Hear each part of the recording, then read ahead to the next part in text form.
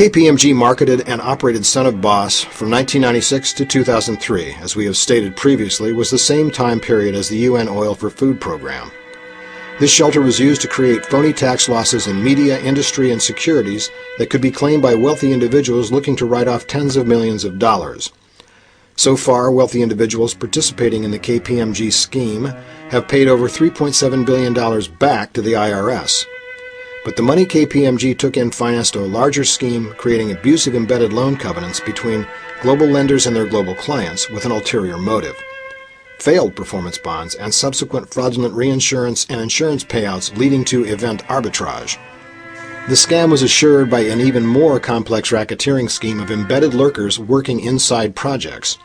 Once so infiltrated, selected projects were destined for default, leading to the insurance payouts that were funneled back into the tax shelters, much to the distress of the unwitting participants of those shelters. KPMG promoted the structure despite the fact that its own internal tax attorneys warned the structure was fraudulent and could result in criminal charges, as indeed it did, and perhaps was expected to do so. The penalty fee was insignificant to the huge fees earned from the tax scam, and a $465 million fine was paid to end the investigation in 2007. $456 million paid to your customer in exchange for dropping an investigation is especially convenient when that customer is the Department of Justice that has brought you up on charges which would otherwise lead investigators to your client banks at the United Nations Environmental Program in Switzerland, like UBS, including Osama's brother Yeslam bin Laden and Saddam's brother Barzan al-Takriti in Geneva, who shipped atomized aluminum powder into Iraq prior to 9/11, which was found in microscopic dust analysis of World Trade Center debris. Also Pargesa, the private bank of the Quebec-based Desmarais family that ran the banking part of the oil for food scam. And Mark Rich, pardoned by President Clinton in the last hour of his presidency, a tax fugitive in Zug, and one of the largest purchasers of Iraq oil during the scam operating the oil for food revolving credit scam, set up by Maurice Strong and the UN, at the same time that KPMG started its tax shelters. At least $11 billion in kickbacks was realized from the UN Oil for Food program between 1996 and 2003. Most of that amount was apparently laundered through Son of Boss tax shelters structured by KPMG bondsmen in Zug. Essentially, KPMG was operating a bait-and-switch ambush bribe to trap legitimate top officials in government and industry anxious to avoid taxes by participating in tax shelters, and government agencies and developers willing to sign collateralized debt obligation performance bonds to obtain financing, but secretly their embedded performance surety bond due dates in the contract of their loans are sabotaged from the inside by embedded labor union saboteurs to cause a fraudulent default that is paid out by reinsurance policies, and the money is invested thereafter in what might accurately be described as predetermined bonded killing fields to destroy evidence, like Wedge 1 of the Pentagon, the World Trade Center complex, and likely Fresh Kills landfill, which is now a park, and cannot be excavated to identify evidence of their methods to pull off such a crime. The complexity and payoffs were well coordinated. Just to name a few, an incomprehensible double-occurrence terrorist attack claim on World Trade Center Buildings 1 and 2 that was split with Larry Silverstein taking a tenth of the $4.5 billion payout. Blackstone payout on World Trade Center 7 was $10 billion from the doubled building insurance just prior to 9/11 and a failed collateralized debt obligation performance bond with Amex. Another was the insurance payout on the Pentagon Wedge 1 under a collateralized debt obligation performance bond with Amex and the reconstruction contract secured after 9/11 by Amex to rebuild what it helped to destroy. But others, like the Boeing non-performance during their late occupancy in Chicago, put them in a position of extortion and event arbitrage.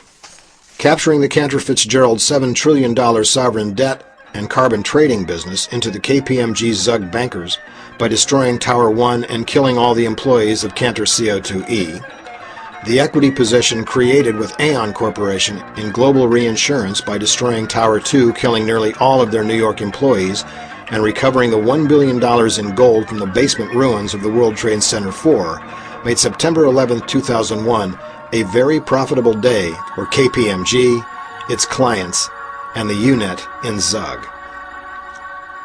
The new office of Boeing in Chicago operated the former Motorola system Iridium, and the United Arab Emirates system Thuraya.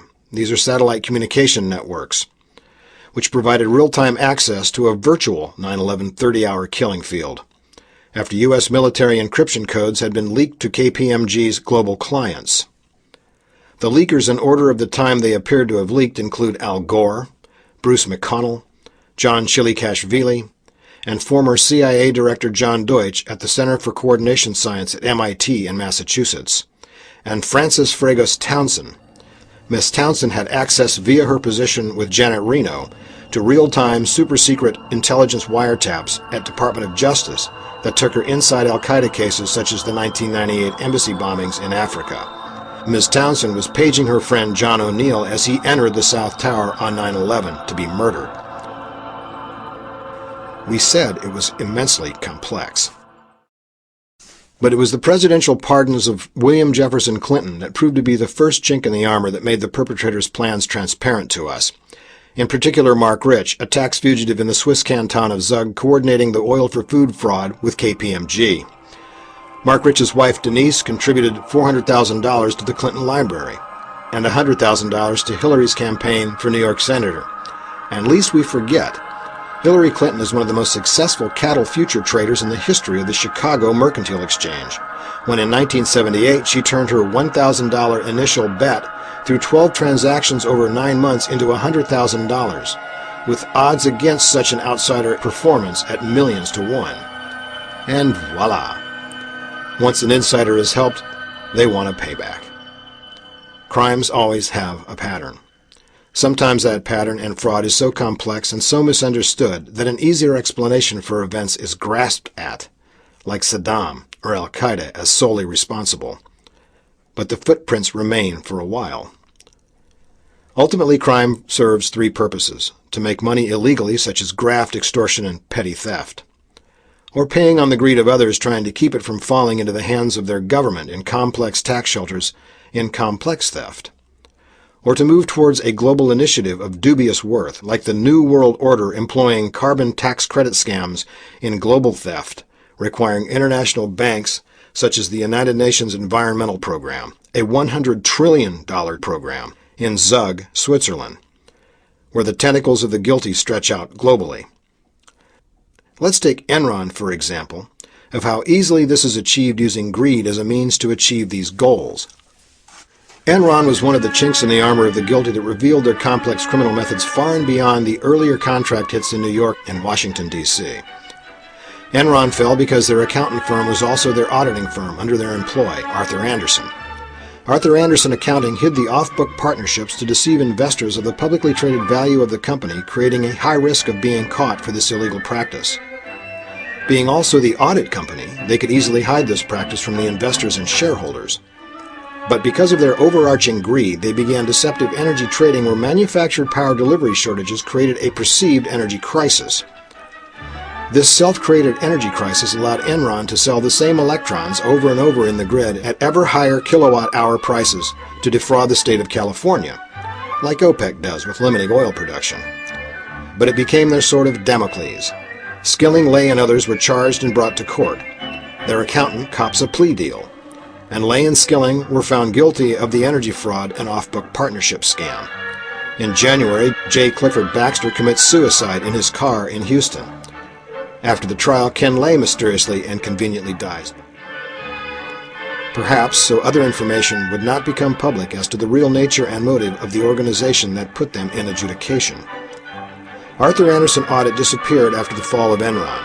Arthur Andersen Consulting, on the other hand, the arm responsible for the complex tax shelters, broke away from Arthur Andersen Audit months before 9/11. When it did that in late 2000, after a bitterly contested arbitration process, Andersen Consulting went public in 2001 under the name Accenture, with KPMG, its competitor in the consulting business, acting as their auditor, and moved their corporate offices offshore to Bermuda. Accenture has been awarded the virtual border contract from the Department of Homeland Security, and, as odd as it seems, DHS is another KPMG client.